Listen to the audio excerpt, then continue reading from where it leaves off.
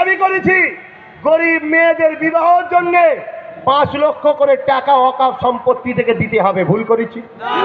আরে তুমি ধনী লোক, তোমার 2টো মেয়ে আছে, তোমার চিন্তা নেই, কিন্তু যে গরিব তার রাত্রিরে ঘুমাইয়ে তার মেয়ে উপযুক্ত হয়েছে, এবারে তার বিবাহ টাকা নাই, ওয়াকফ সম্পত্তির টাকা 22 থেকে 23 হাজার টাকা, সেই টাকা থেকে 5 লক্ষ করে টাকা আমি আব্বাস সিদ্দিকী দিতে বলেছি, যাতে করে গরিব মেয়েদের বিবাহ ব্যবস্থাটা ঠিকভাবে হয়। এটা কি ভুল করেছি?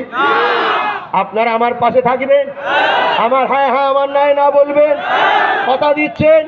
যাদের জবান একটা হাত তুলবেন, যে জবান দুটো তুলতে হবে না, কথা দিচ্ছেন? আমার হ্যাঁ আমার নাই না বলবেন। 2021-এর মুখ্যমন্ত্রী করব কাকে? যারা গরিব মেয়েদেরকে বিবাহের জন্য 5 লক্ষ করে টাকা দেবে তাকে মুখ্যমন্ত্রী বলবো, ঠিক না বেঠিক? যারা গরিব ছেলেদের মধ্যে থেকে 90%-এর উপরে নম্বর পাবে ওয়াকফ সম্পত্তি থেকে, ওই ছেলেগুলোকে যারা ফ্রিতে পড়াবে তাদেরকে আমরা মুখ্যমন্ত্রী বানাবো, ঠিক না বেঠিক?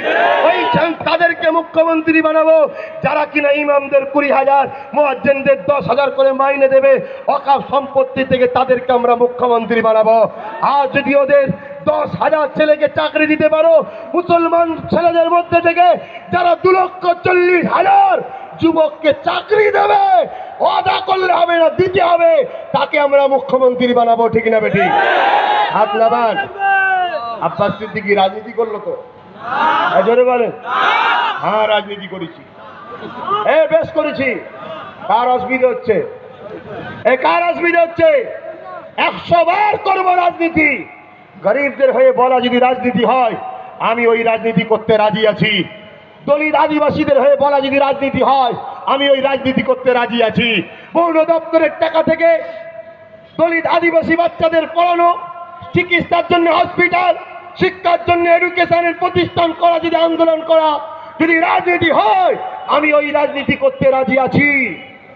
কথা বুঝছেন না, বোঝেন না? এতে যার ভালো লাগবে আব্বাস সিদ্দিকীর সাথ দেবে। তবে আমি জবান দিয়ে যাচ্ছি, যারা আব্বাস সিদ্দিকীর পাশে দাঁড়াবে তাদের জন্য দোয়া করব, সাথে সাথে তাকে যদি কেউ ছোঁয় তার চিকিৎসাটাও খুব ভালোভাবে করে দেবো। এই কথা শুনছেন? এই গত ইলেকশনে পাশের থানা দেগঙ্গা খোঁজলা আব্দুল হাব সাহেব কই, মুফতি আলাউদ্দিন সাহেব কই, এই তোমার নাম কি জানো? করিম, এদিকে আসো, সামনে আসো, খোঁজলাও ভোটের সময় কারেন্টের মিটারের বক্সের মধ্যে বোম পাওয়া গেছে, মিটারের বক্সের দরজাও নেই, বোম পাওয়া গেছে। খবর হয়তো তোমরাও পেয়েছো। বাড়ি থেকে দুজনকে তুলে নিয়ে চলে গেল, তার মধ্যে একটা আমার সংগঠনের ছেলে ছিল। সঙ্গে সঙ্গে উকিল দিয়ে চারিদিক দিয়ে লোক পাঠিয়ে থানা থেকে বার করে এনেছে আহলে সুন্নাত ওয়াল জামাত। কারণ আমরা ওসি সাহেবকে বুঝিয়েছিলাম, ওসি সাহেবকে ভাবিয়েছিলাম, ঝগড়া করে নয়, ভাবিয়েছিলাম, বুঝিয়েছিলাম। ওই ওসি সাহেব অত্যন্ত ভালো ছিল, তাকে আমি আজও স্যালুট জানাই, সাধুবাদ জানাই, যে একটা খোলা দরজা কারেন্টের রাস্তার ধারে কারেন্টের মিটার বক্সে যে কেউ রাখিয়ে দিতে ফাঁসাতে পারে, কি ঠিক না বেটি? বোঝাবার পরে তেনারা বুঝেছিলেন যে কথাটা ঠিকই। আজকে সেই ছেলেটা একটা স্টুডেন্ট ছেলে, পড়াশোনা করছে, ওর নামে যদি একটা দাগ লেগে যেত জীবনেও চাকরি পেত। আর এই বাচ্চাটাকে আহলে সুন্নাত ওয়াল জামাত বার করে এনেছে।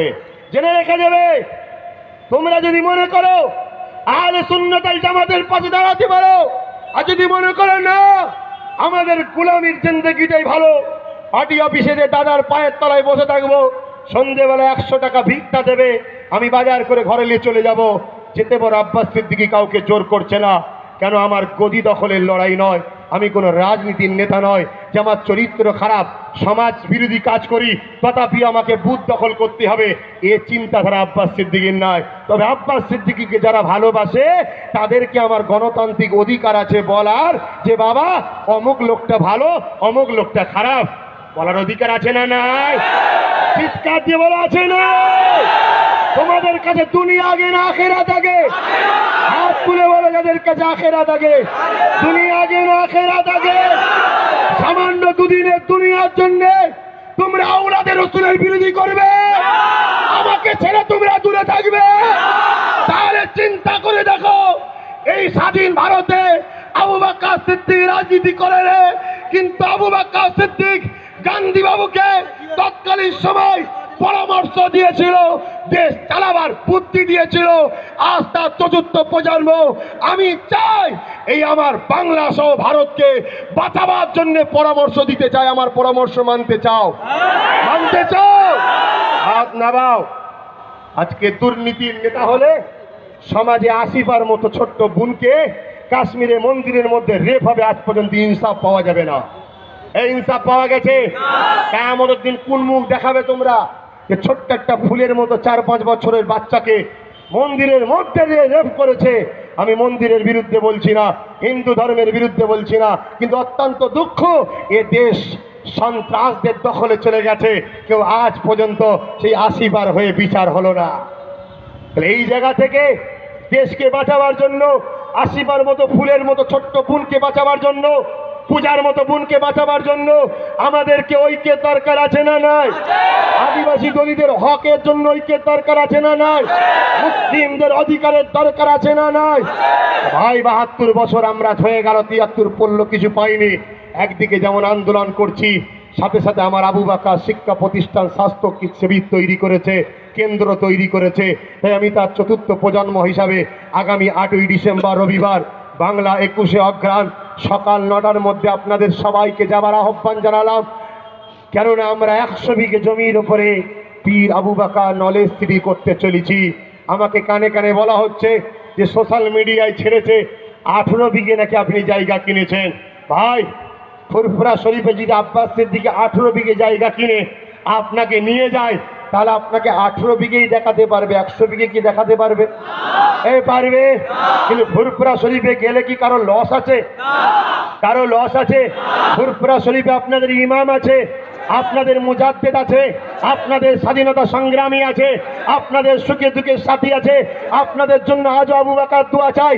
তাহলে ফুরফুরা শরীফে আপনাদের দৈনিক এমনি সময়ও যান, আগামী 21শে অঘ্রাণ গিয়ে নিজে চোখে দেখে আসবেন। যদি মনে হয় আব্বাস সিদ্দিকী 100 বিঘে কিনেছে, আপনার কাছে আশা রেখেছিলাম 100 টাকা একটা ইট, তাহলে আপনি সেই দিন অদা করেন 1000 টাকা দেবেন তো? দেবেন না? ওদের মুখে ঝামা খাসার জন্য আরো বেশি করে দেওয়া দরকার নাই। হ্যাঁ, আমরা ঢেলে দিয়ে আসবো, ঠিক না বেটি? আসুন আসুন, আমরাই পারি। আমি দেখিয়ে দিতে চাই, রামকৃষ্ণজির নামে বেলুর মঠে প্রতিষ্ঠান রয়েছে, তার প্রেমিকরা করেছে। ধন্যবাদ জানাই তার প্রেমিকদের ঘরে, তোমরা ধর্মগুরুকে কত ভালোবাসো। সাই বাবার নামে তার ধর্মগুরুরা করেছে, ধন্যবাদ জানাই সাই বাবার অনুসারীদের ঘরে, তোমরা তোমার ধর্মগুরুকে কত ভালোবাসো। জানাই ঈশ্বরচন্দ্র বিদ্যাসাগরের নামে স্কুল কলেজ রয়েছে, ধন্যবাদ জানাই ঈশ্বরচন্দ্রের প্রেমিকদের ঘরে। রবীন্দ্রনাথ টেগরের নামে স্কুল বিশ্ববিদ্যালয় রয়েছে, ধন্যবাদ জানাই রবীন্দ্রনাথ টেগরের প্রেমিকদের ঘরে। এ বাংলার আবু বকরের মুরিদরা, আজ 3.5 কোটি কম বেশি এই বাংলাতে শুধু মুরিদ আছে। আবু বকরের পৃথিবী মিলিয়ে 30 কোটির উপরে ভক্ত মুরিদ আছে। ভেবে দেখুন, আমরা কি পারি না ভেলোরের মতো সুপার স্পেশাল বিশাল হসপিটাল তৈরি করতে?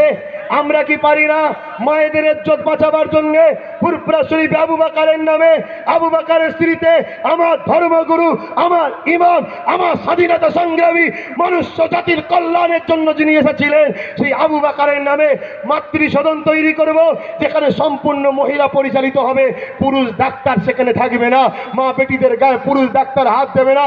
আব্বাস সিদ্দিকী ভেবেছে বাংলা মায়ের ইজ্জত বাঁচাবার জন্য মাতৃসদন তৈরি করবে।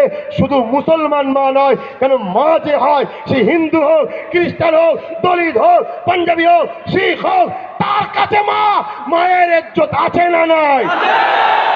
মা হলেই তার জন্য মহিলা দিয়ে চিকিৎসা হবে। এটা আব্বাস সিদ্দিকী ভেবেছে। আব্বাস সিদ্দিকী ভেবেছে 10,000 বেডের অনাথ আশ্রম তৈরি করব। হাইরে মুসলমান, তোমাদের ঘরের গরিবের বাচ্চা 95% নম্বর পেয়েছে মাধ্যমিকে, গরিব বলে আর পড়াতে পারে না বাপ। লাস্টে দেখা যাচ্ছে ওই ছেলেটা দোকানে কাজ করছে, মনের দুঃখ নিয়ে আগিয়ে যেতে পারলো না।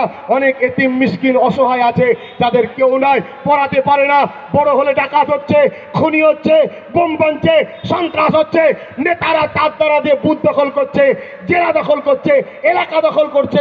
লাস্টে যখন ওই আবার নেতার কাছে বলে দাদা ভাগটা বেশি দিতে হবে, তখন ওই নেতার অন্য একজন গুন্ডাকে তুলে ওকে হয় মার্ডার করিয়ে দিচ্ছে, না হয় ওর বিষয়ে পুলিশকে ইনফরমেশন দিয়ে ওকে আবার তুলিয়ে দিচ্ছে।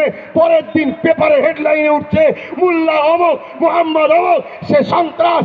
দেখো মুসলমান যাত্রা কত খারাপ। আব্বাস সিদ্দিকী তাই চাইছে 10,000 বেডের অনাথ আশ্রম করবে। তুমি আমার ভাই হও, গরিব তো কি হয়েছে, তোমার বাচ্চা যদি বেরেনিয়ান হয়, তোমার বাচ্চাকে আমার ছেলে, আমার ভাইপো, আমাকে দায়িত্ব দাও, আমি মানুষ করব।